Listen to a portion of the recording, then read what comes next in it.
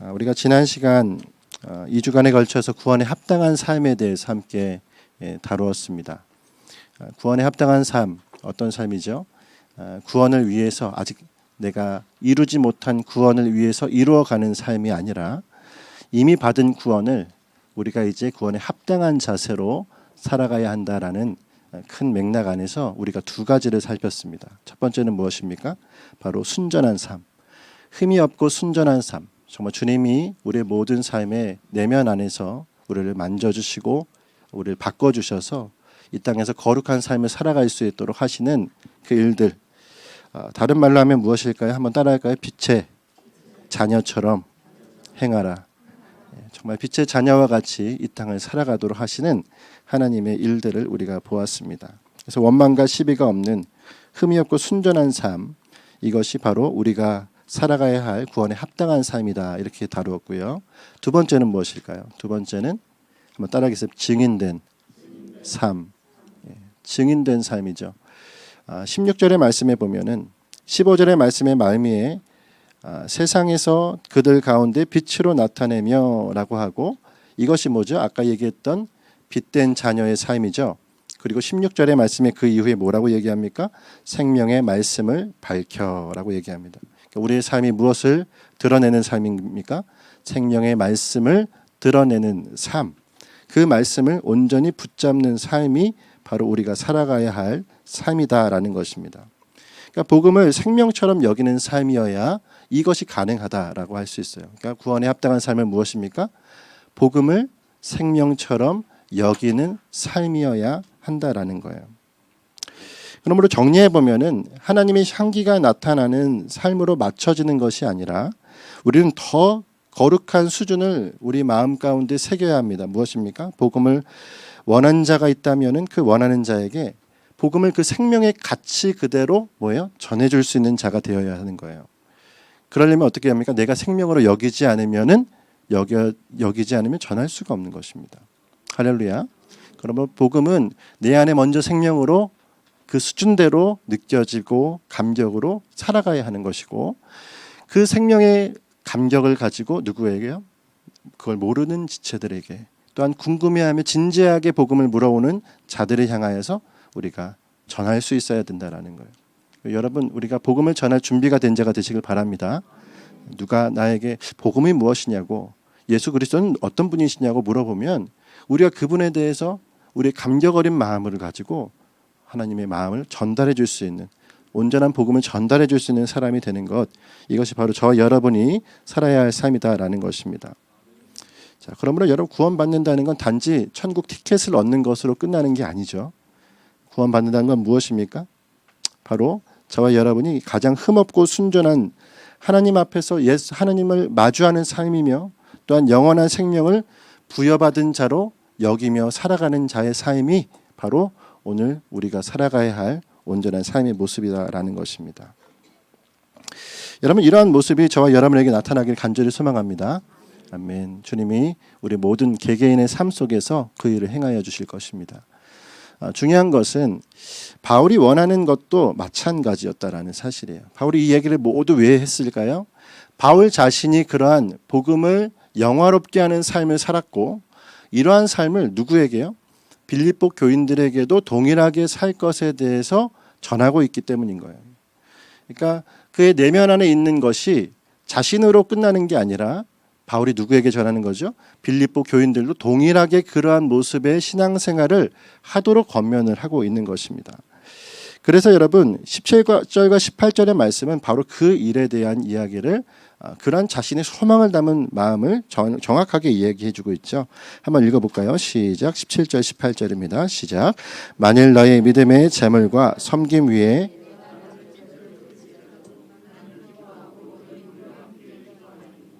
이와 같이 너희도 기뻐하고 나와 함께. 아멘. 말씀에 바울은 빌립보 교인들과 무엇을 하기를 원하고 있습니까?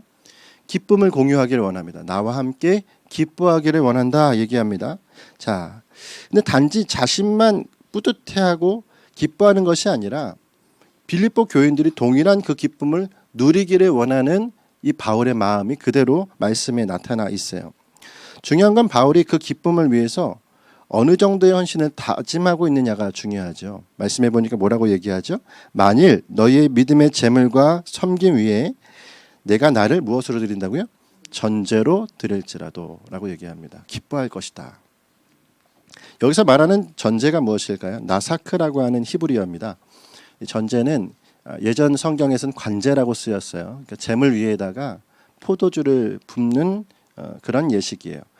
재물 위에다 포도주를 부어서 무엇하는 거죠? 이것이 희생의 제물이 되도록, 제사가 되도록 하는 그 전제로 드림이라고 하는 뜻입니다. 그러니까 자신을 부어서 희생할, 나를 쏟아내서 희생할 정도로 나는 다짐되어 있다라는 뜻이에요. 그러니까 바울은 자신을 전부 쏟아낼 준비가 되어 있다라는 뜻으로 이 말을 하고 있는 거죠. 다시 말하면 결국 바울은 자신의 헌신 뒤에 결론이 나의 죽음이 되더라도, 나의 모든 희생이 되더라도 나 그것으로 충분하다 이 얘기예요. 기뻐할 것이다 얘기합니다. 할렐루야. 그야말로 바로 그 빌립보 교회가 나의 수준과 나의 감격의 기쁨의 그 수준, 복음의 그 감격으로 나아갈 수만 있다면 나 자신은 주님 앞에서 그렇게 부어져도 쏟아져도 상관이 없다. 이 바울의 마음이 여러분과 저의 마음 가운데 그대로 스며들기를 간절히 원합니다. 여러분 혹시라도 이런 바울의 다짐이 부담되시는 분도 있으실 수 있어요. 어떻게 자기를 그렇게 쏟아낸다. 말은 그렇게 하는데 정말 이것이 가능하며 또한 내가 그 다짐을 하는 것이 좀 부담스러운데 이것은 어떻게 해야 될까? 도대체 교회가 뭔데, 복음이 뭔데 목숨까지 이렇게 바치려고 하는가? 요즘 우리가 사는 이 현대 사회에 이런 것이 혹시라도 낭비는 아닐까? 이런 생각을 하는 교우들이 있으실지도 모르겠습니다. 그러나 여러분, 우리는 교회를 위해서 기도할 때 어떻게 기도합니까? 우리가 주님 앞에 늘상 기도할 때 어떻게 기도해요? 한번 따라하겠습니다. 그리스도의 피값으로 사신 교회. 우리가 기도할 때는 그리스도의 피값으로 사신 교회, 그리스도의 몸된 교회. 교회라고 할 때 그 앞에 무엇이라고 얘기합니까? 그 피값으로 산 교회다라고 얘기하죠. 그러니까 바울이 사실 자신이 전제와 같이 드리겠다라고 하는 말은 누구를 닮아서 하는 얘기죠? 그리스도를 닮아서 하는 얘기죠. 그러니까 우리가 이것이 과연 부담스러운데 이거 정말 낭비는 아닌가? 교회를 위해서 정말 나의 목숨을 바치는 것이 가당한 것인가를 얘기할 때 사실 세상의 말로 하면, 세상의 계산법으로 하면 그것만큼 낭비가 어디 있고 그것만큼 손해가 어디 있겠습니까? 하지만 여러분, 주님의 계산법과 주님의 이해도로 생각했을 때에 교회를 향하여서 전제로 드린다라는 것은 너무도 합당하고 마땅한 일이다라는 사실이에요. 왜요? 그분이 나에게 먼저 뭘 주셨기 때문입니까? 생명을 주셨기 때문이다라는 사실입니다. 그러니까 복음은, 그리스도는 생명의 일들을 하셨고 오늘 그것을 우리가 따라가는 자의 모습이다라는 사실을 말씀은 이야기해주고 있는 것이죠. 그러므로 여러분, 복음에 합당한 삶의 수준을 이야기하자면 바울은 그 수준을 정확하게 알았습니다. 생명의 수준인 거예요. 주님이 나에게 주신 생명을 내가 받았다면 난 뭐예요? 전부로 드리는 것입니다. 한번 좀 따라할게요. 전심은 전심으로 반응해야 합니다.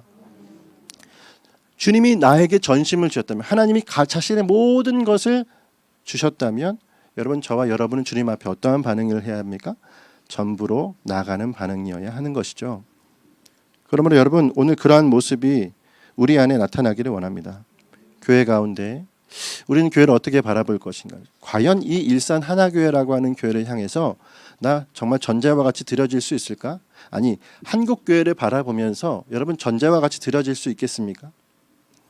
물음표가 막 생기지 않으세요? 정말 그러할 수 있을까? 여러분, 우리의 교회의 지금 현재 사람의 수준의 모습을 봤을 때는 할 수 없는 일이죠. 근데 여러분, 뭘 봐야 됩니까? 그 머리가 누구이신지를 보아야 한다라는 사실이에요. 한국 교회를 봐서는 이 썩어 빠진 교회 비판하죠. 이 교회 세상 가운데 밟히는 소금과 같이 된 교회 비판하잖아요. 무엇을 보면서 비판합니까? 사람의 수준을 보면서 비판하지만 사실 여러분, 교회의 수준은 그 모습이나 나 자신이나 그렇게 다를 바가 없어요. 생각해보면 내가 그와 같은 것입니다. 내 수준이 그 수준인 거예요. 근데 여러분, 오늘 우리가 기도해야 하며 우리가 다짐해야 되는 것은 무엇입니까? 우리의 머리 대신 그리스도가 살아계신 하나님의 아들이시고 우리 가운데 생명을 주신 복음이시다라는 사실 앞에 우리는 나의 전부가 그분 앞에 드려져도 아깝지 않은 자가 되어야 한다는 사실입니다. 그러므로 여러분 교회를 위하여 전제로 드려진다. 한국교회를 향하여 일산 하나교회를 향하여 드려진다는 건 목사를 바라보는 것도 아니고요. 성도 교우들 간의 어떤 끈끈함을 바라보는 것이 아닙니다. 오직 복음, 할렐루야. 복음으로 우리가 하나 되어지고 복음으로 모여가야 한다라는 사실이에요.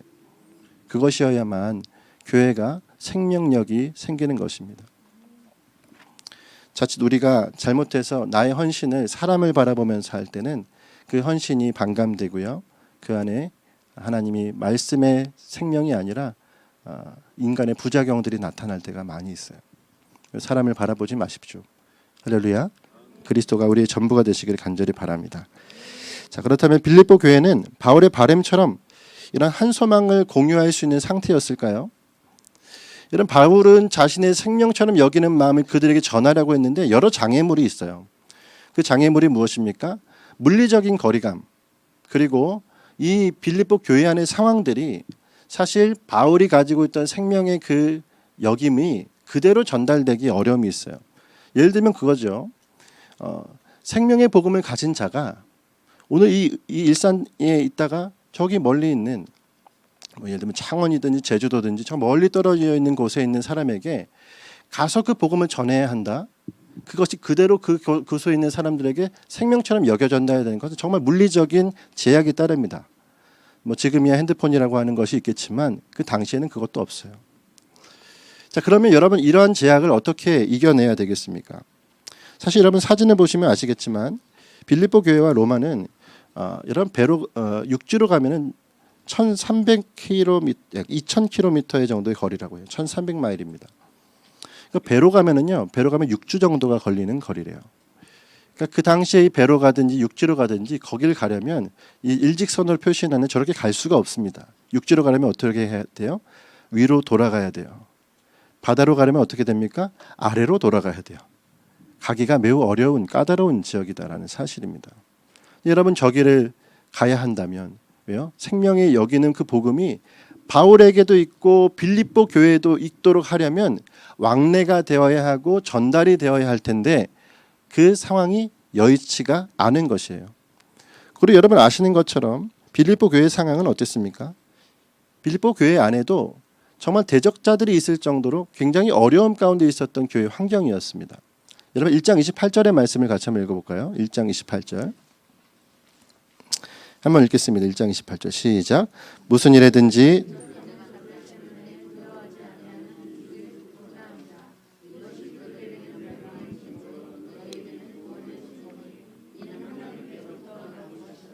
아멘.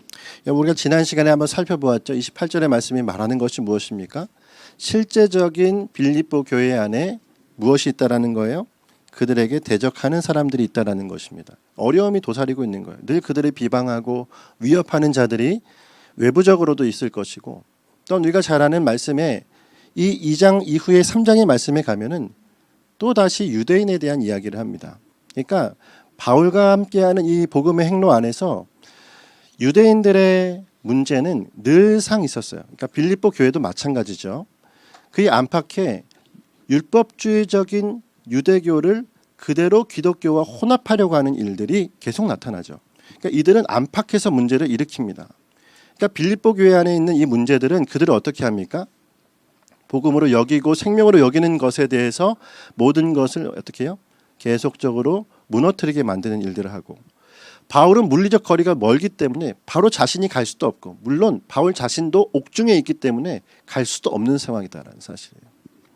여러분 이런 상황 가운데 결국 여러분 바울은 여러 제약과 불안 요소를 제거해야만 하는 이 상황 가운데 있는 것입니다.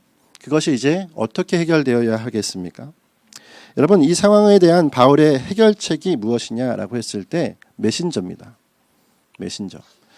메신저는 굉장히 중요하죠. 이 그의 가지고 있는 메시지를 온전하게 전달해 줘야 할 그 메신저. 여러분 그 메신저로 누구를 삼고 있나요?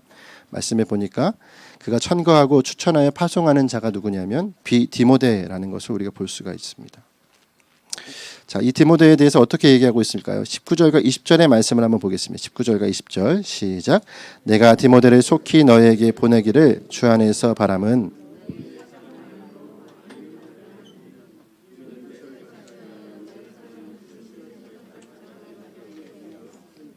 아멘. 자, 말씀해 보니까 바울이 디모데를 추천한 이유가 몇 가지로 우리가 보게 되어져요. 먼저 첫 번째는 무엇입니까? 19절의 말씀해 보니까 너의 사정을 알므로 안위를 받으려 함이다. 말씀은 이렇게 얘기합니다. 안위를 받으려 함이다라는 것은 무엇을 얘기하는 거죠? 그들의 소식을 잘 전달해 줄 자, 그가 바로 누구란 얘기죠? 디모데다라는 사실을 이야기해 주는 거예요. 그러니까 바울의 마음을 너무도 잘 알기 때문에 그를 보내면 그를 통해서 내가 뭐예요? 마음의 문제를 해결할 수 있을 거야 라고 생각을 하는 것입니다. 그러니까 바울은 디모데를 보내면서 어떤 마음인 거예요? 빌립보 교회 안에 있는 문제를 그가 잘 해결할 것이고 그로 말미암아 내 마음은 그를 보내는 즉시 마음이 시원케 될 것이다 라고 바울 스스로가 얘기하고 있다는 것입니다.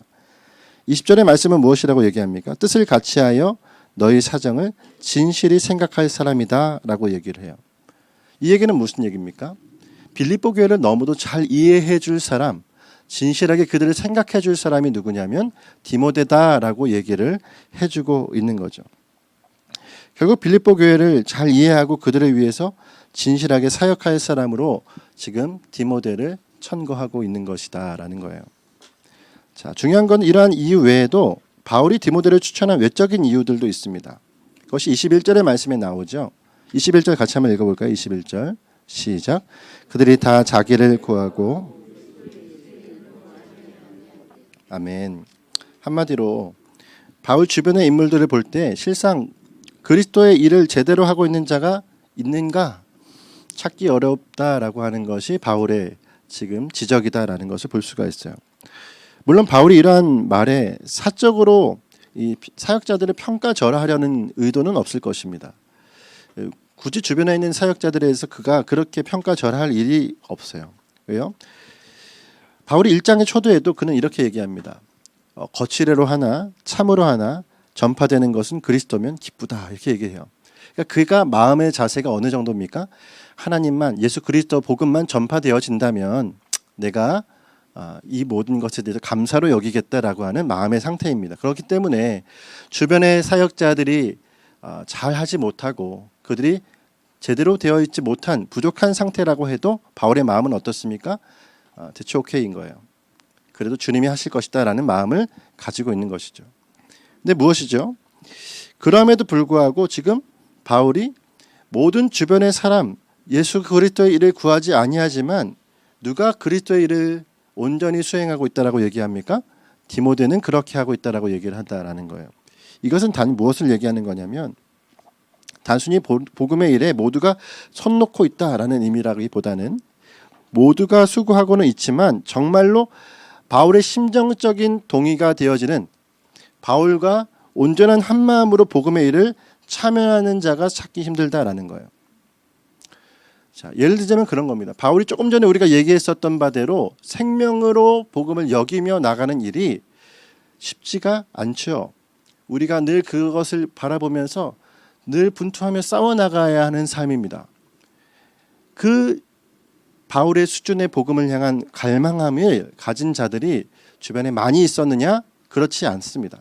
그러니까 교회를 다니고 그리스도 앞에서 한 몸 되어서 생활을 하고 또는 그 가운데 봉사와 헌신을 하는 자는 있을지 몰라도 누군가 그에게 복음을 물어보면 정말 생명과 같은 대답이 나타나고 또한 그를 기도하며 여기는 마음들이 있는 자를 찾자 하면은 그러한 자를 찾는 것은 매우 어렵다라는 거예요. 지난주에 우리 오후 예배 때 한 선교사님이 오셔서 그런 얘기하시죠. 주님은 모든 사람을 다 사랑하신다. 보편적으로 주님 모두를 사랑하시지만 하나님 앞에 특별하게 섬기기로 또한 주님 앞에 특별한 마음을 가지고 나가는 그 자를 또한 사랑하신다라고 얘기해요. 저는 그 말에 참 동의가 되어집니다. 하나님 여기 있는 모든 사람을 사랑하십니다. 하지만 주님이 정말 주님을 위해서 생명을 다하는 그 한 사람의 마음을 또한 아시는 하나님이세요. 바울은 지금 누구를 원하고 있는 겁니까? 바로 그 한 사람이에요.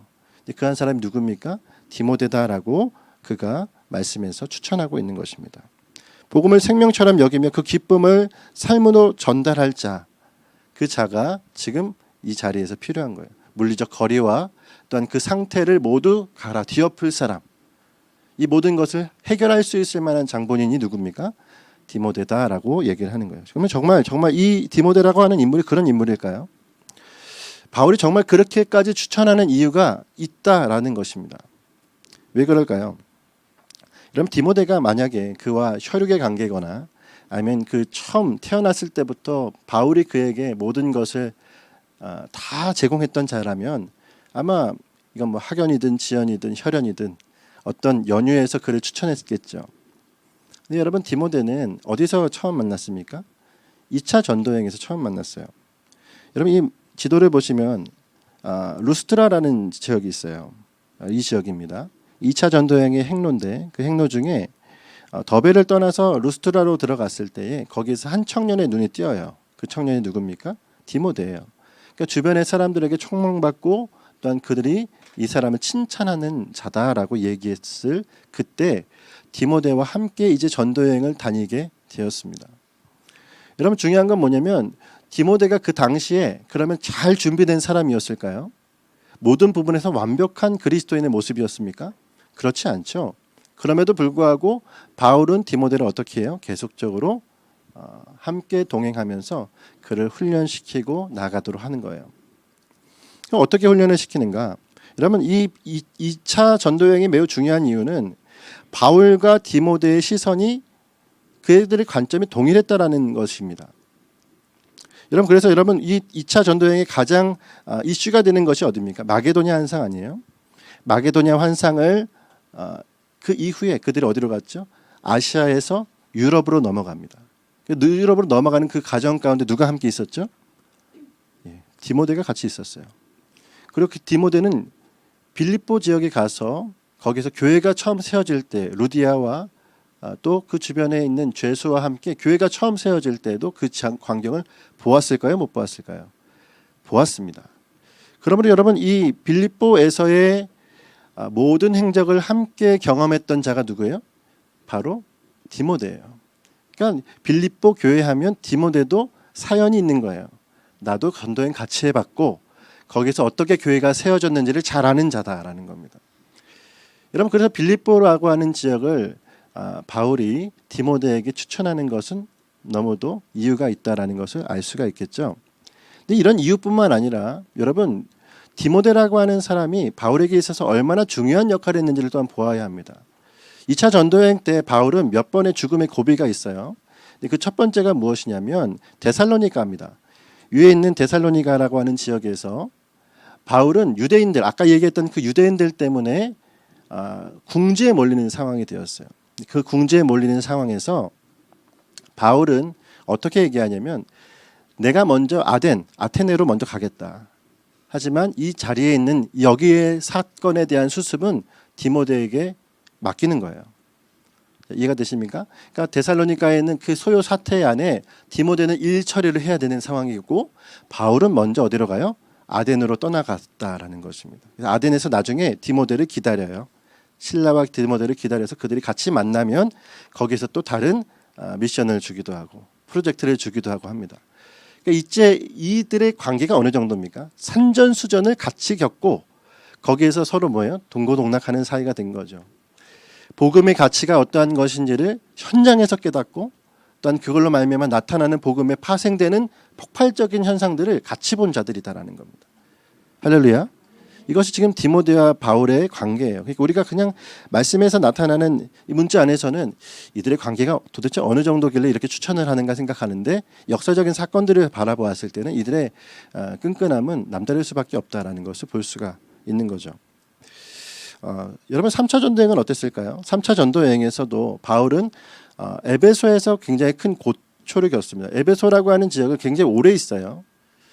근데 오랜 시간 동안 그곳에서 무엇을 하냐면 디모데뿐만 아니라 각 지역의 지도자급의 사람들을 모아서 거기서 두란노 서원을 열고 훈련을 시킵니다. 거기서 디모데가 참 많은 훈련을 받아요.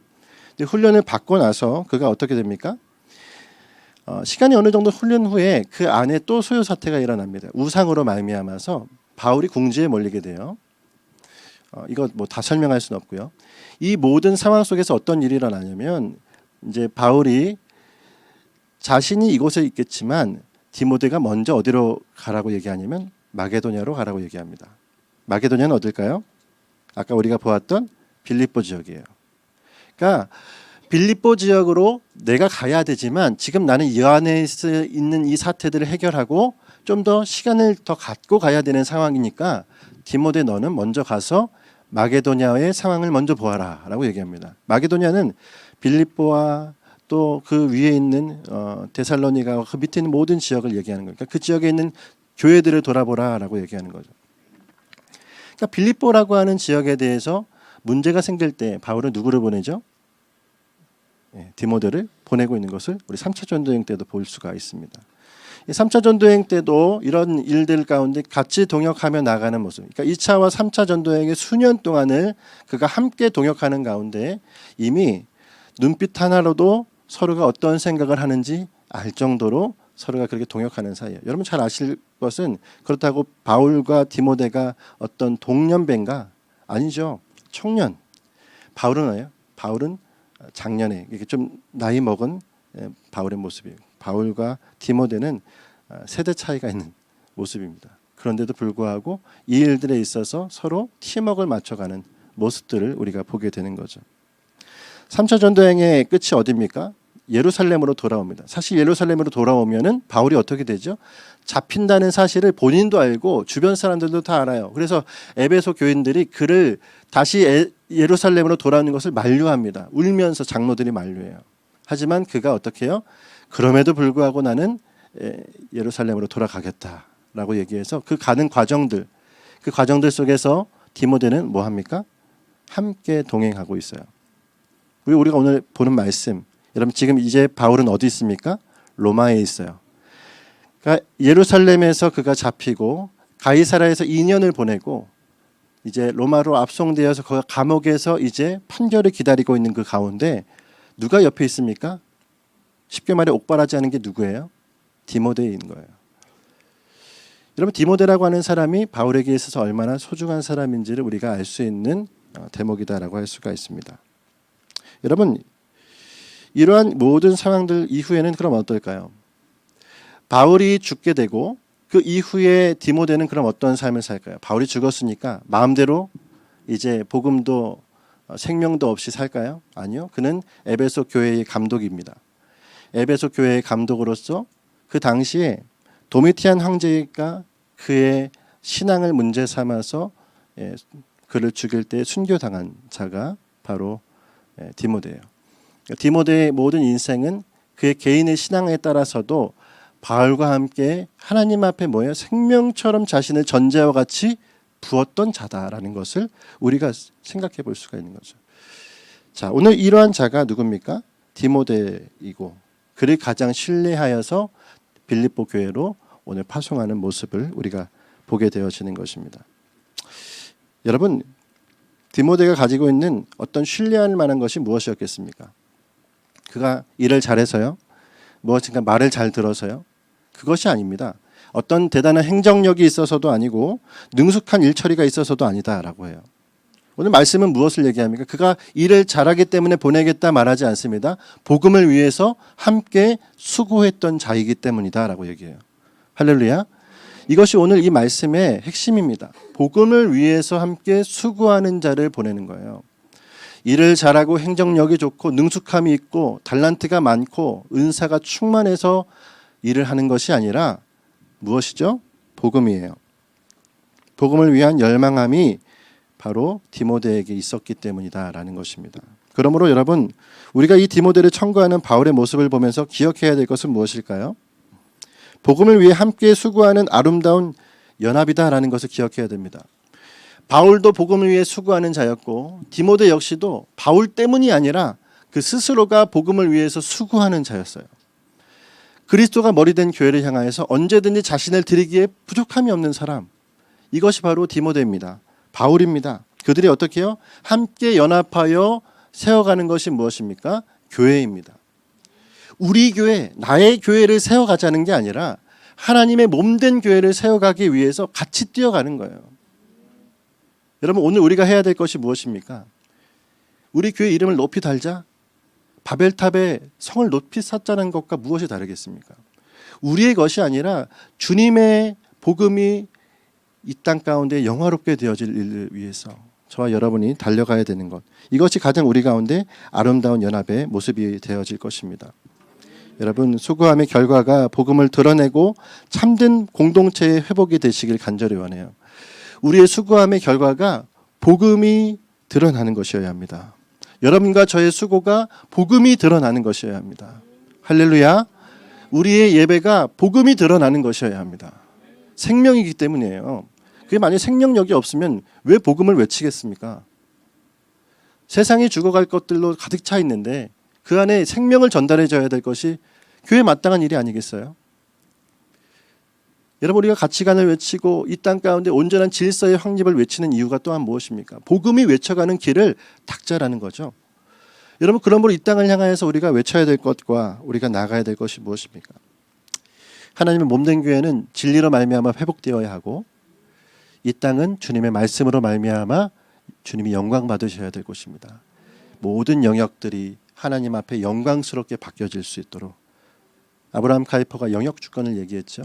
모든 영역이 그리스도로 말미암아 하나님으로 말미암아 영광을 드러낼 수 있도록, 이것이 바로 저와 여러분이 살아가야 할 삶의 모습이다라는 거예요. 자, 그러면 여러분, 하나를 더 우리가 생각해 봅시다. 바울은 디모데의 모든 것이 다 만족스러웠을까요? 지금 제가 디모데에 대한 칭찬만 하니까 바울, 그럼 디모데 정말 대단한 사람이구나, 정말 완벽한 사람이구나, 그렇게 여겨지십니까? 여러분, 생각해 보세요. 여기서 제가 우리 예를 들면 우리 김장식 지사님과 일주일 둘이만 같이 지내본다고 생각해 보십시오. 생각만 해도 감사하죠. 사람이 전혀 다른 타지에서 살고 아무런 환경적인 요인이 없는데 같이 지낸다라는 것, 그 안에서 모든 게 다 드러나요. 지내보면 다 압니다. 여러분, 그렇지 않습니까? 얼마나 허물이 많았겠고, 얼마나 부족함이 많았겠고, 또 얼마나 어리숙했겠어요. 이제 자라나는, 이제 조금 무엇인가 복음을 알아가는 그 청년에게 사실 마음으로 무엇을 맡긴다라는 건 모험과 같았을 거라고 생각되어져요. 그럼에도 불구하고 여러분 보면, 그래서 바울이 이 말을 하고 추천하는 이때에도 마찬가지로, 여러분 디모데 전후서는 왜 썼을까요? 디모데가 바뀌어가길 원하는 마음으로 쓴 거죠. 그러니까 이게 우리에게는 목회의 서신으로서 굉장히 중요합니다. 왜요? 완성된 사람이 없다라는 거예요. 그러니까 디모데 역시도 이 추천을 할 때는 하나님 앞에 복음에 수고하며 완벽한 사람처럼 이야기하고 있지만, 그를 보았을 때 아직도 다듬어져야 될 많은 부분들이 있기 때문에 이후에 디모데전서와 디모데후서를 쓰면서 그에게 목양을 가르치는 바울의 모습을 보게 되는 거죠. 그러므로 여러분, 오늘 우리에게도 마찬가지입니다. 저와 여러분은 어떻습니까? 우리 가운데 정말 필요한 것은 내가 지금 다 되어서 완벽한 자로 서서 무엇인가 하나님 앞에 하는 자로서 서는 것도 감사하겠지만, 무엇이죠? 부족하여도 준비되어야 될 것이 많은 자다라고 해도 하나님이 우리를 다듬어 가시는 자리에 우리가 있어야 한다는 사실입니다. 할렐루야. 여러분, 우리 부모님을 한번 보세요. 부모님은 처음부터 잘했습니까? 처음부터 부모였던 사람은 없어요. 나도, 여기는 모든 사람도 다 자녀였습니다. 그러니 당연히 시행착오가 많아요. 자녀들은 어떻습니까? 우리 자녀들은 이제 배워가는 입장에서 무엇이 처음부터 잘할 수 있겠어요? 그러니까 남과 비교할 것이 아니에요. 있는 그 자리에서 우리 모두가 뭐예요? 하나님 앞에 온전한 현장 안에서의 과정들이 필요하다라는 사실이죠. 일터도 마찬가지입니다. 처음부터 오너였던 사람은 없어요. 다들 밑에서 바득바득 기다가 올라가서 나중에 자기의 사업체를 하나를 마련하고 그 안에서 열심히 사는 거예요. 그러니까 직원 된 사람은 사장 된 사람에게 아유 저 꼰대 이렇게 얘기할 필요도 없고, 사장도 직원들의 모든 것들을 다 마음속으로 품어줄 수 있는 아랑이 있어야 된다는 거죠. 교회도 마찬가지입니다. 목회자들은 어떻습니까? 처음부터 목회자였던 사람이 있습니까? 저도 여러분과 같은 청년이었고, 이대로 자랐었으면 집사가 되고 장로가 됐을지 몰라요. 그런데 하나님의 부르심 앞에서 하나씩 하나씩 배워가는 입장에서 주님이 저를 이곳 가운데로 세우신 것입니다. 할렐루야. 아멘. 부족함이 많아요. 제가 저를 너무도 잘 알기 때문에. 그럼에도 불구하고 주님 앞에서 하나 되어 연합하여 나갈 때에 하나님이 이 교회 안에 은혜를 부어주실 줄을 믿습니다. 할렐루야. 아멘. 성도들도 직분자들도 모두 다 하나님 앞에 지금 과정 가운데 있는 자들이다라는 사실을 기억하십시오. 세워지는 가정 속에서 저와 여러분 모두가 하나님 앞에 복음과 연합된 자로 살아가는 자가 되시기를 간절히 원합니다. 오늘 말씀의 결론은 복음을 위해서 저와 여러분이 함께 연합한 자가 되어서 나가기를 원합니다. 물리적인 거리가 있고 어떤 불안 요소가 우리 가운데도 있어요. 우리 교회만큼 물리적 거리가 있는 곳이 어디입니까? 오늘 제가 알기로는 세종에서 오신 분도 계시다라고 얘기를 들었는데, 여러분 먼 곳에서들 오세요. 건대에서 오시고 안양에서 오시고 김포에서 오시고 의정부에서 오시고, 이 모든 여러분의 물리적 거리를 다 합치면 아마 로마에서 저기 빌립보까지의 거리는 되지 않을까. 여러분 이런 물리적 거리와 또 우리 안에 여러 가지 산적한 문제를 문제시하면 그때부터 문제가 되는 거죠. 하지만 문제로 보여지지 않는 저와 여러분의 눈이 있기를 간절히 바랍니다. 이런 모습 안에서 우리가 해나가야 될 것은 무엇이냐면 너무도 당연히 복음입니다. 복음으로 연합하는 것입니다. 사람을 보지 마시고 옆에 있는 지체를 그분의 허물이나 원망과 시비로 삼을 것을 보지 마시고 주님 바라보며 나가는 거예요. 이거 정말 하나 될까? 이거 정말 연합될 수 있을까? 여러분 그런 의문이 들 때 주님 바라보십시오. 우리가 하는 게 아니기 때문입니다. 저는 희망합니다. 주님을 소망하며 다짐합니다. 왜요? 주님, 내가 전제로 드려질지라도 주님의 교회가 주님 앞에 기쁨으로 나갈 수만 있다면 저는 감사합니다. 저는 이 고백 오늘 여러분과 교회와 그리스도 안에서 하고 싶습니다. 여러분도 마찬가지 아니시겠어요? 주님 앞에 우리 모두가 함께 그 마음을 가지고 달려갈 때 몸된 교회는 주님께서 세워가실 줄을 믿습니다. 복음으로 견고한 교회, 다음 2023년은 복음으로 하나 되는 교회, 우리 그렇게 하나씩 세워갈 생각이에요. 할렐루야.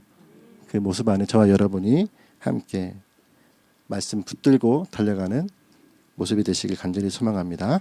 이 시간 기도하겠습니다.